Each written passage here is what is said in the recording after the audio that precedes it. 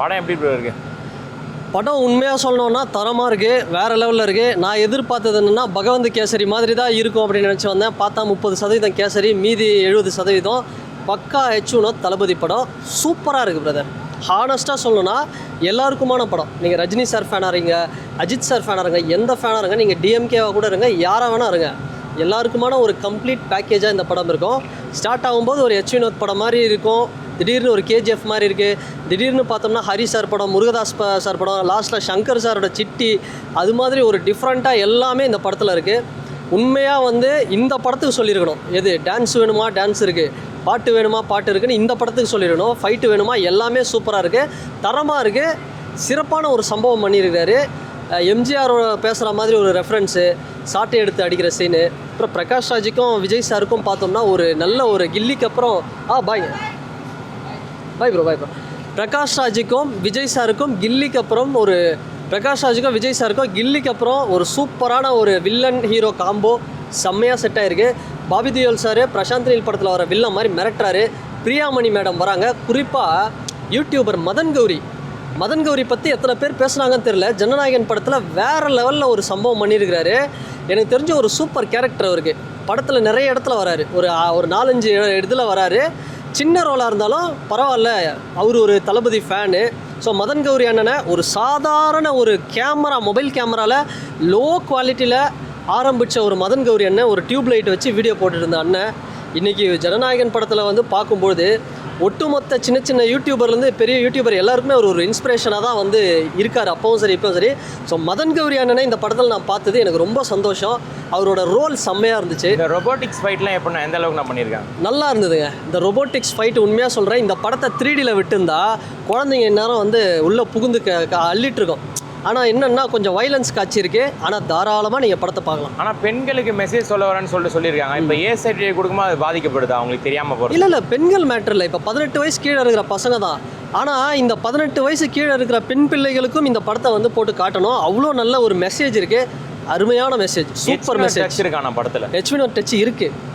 ஒரு சில இடத்துலலாம் வந்து அந்த கன்னு டாய்ஸு, இந்த பிரசாந்த்னு ஒரு ரிவ்யூவர் வந்து சொல்லியிருந்தார், என்ன நீங்கள் எந்த ஊரில் இருக்கீங்க ஏண்டா அப்படி இப்படின்னு ஒரு மாதிரி கலாய்ச்சிட்டு இருக்கிறாராம். கேட்டால் அவருக்கு ஒரு கலாய் வேற தேவைப்படுது.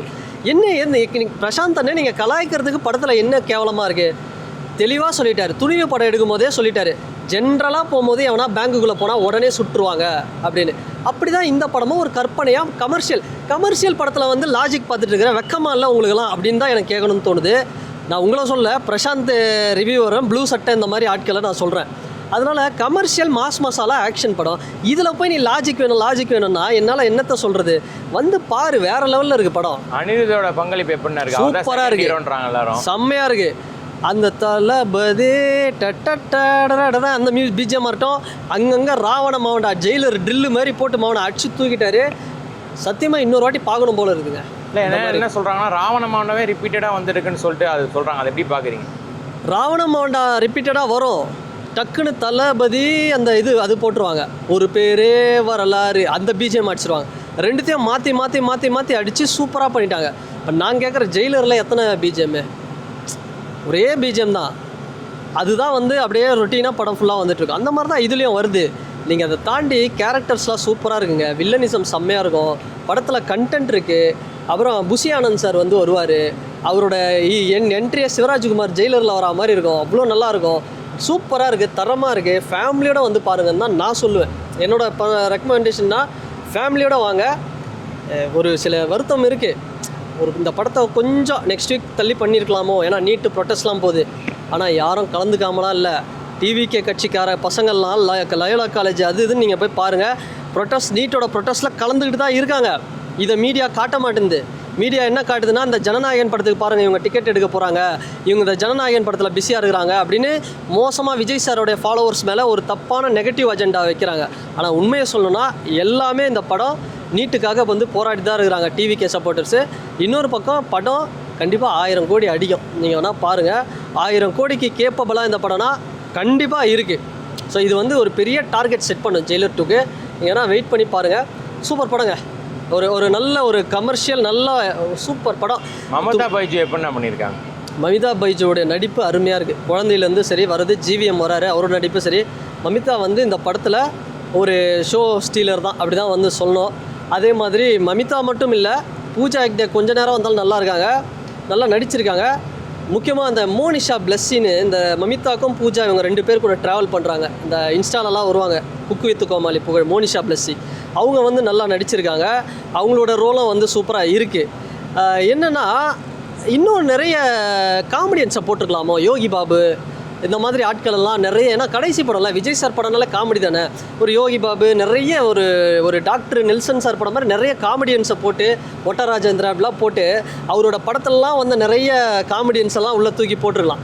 இந்த போராட்டத்தில் வந்து இந்த பிகில் படத்தில் டேய் டுங்கில் நீயாடா அப்படின்னு சொல்லுவாங்க, தெரியல வந்தவங்க, சாய் தீனா, இந்த மாதிரி எல்லாரையும் போட்டுருக்கலாம். இன்னும் இந்த காமெடி வந்து தளபதியே பண்ணிட்டாரு காமெடி, பட் காமெடி இன்னும் கொஞ்சம் பண்ணியிருந்தா இன்னும் கொஞ்சம் சூப்பராக இருந்திருக்கும்.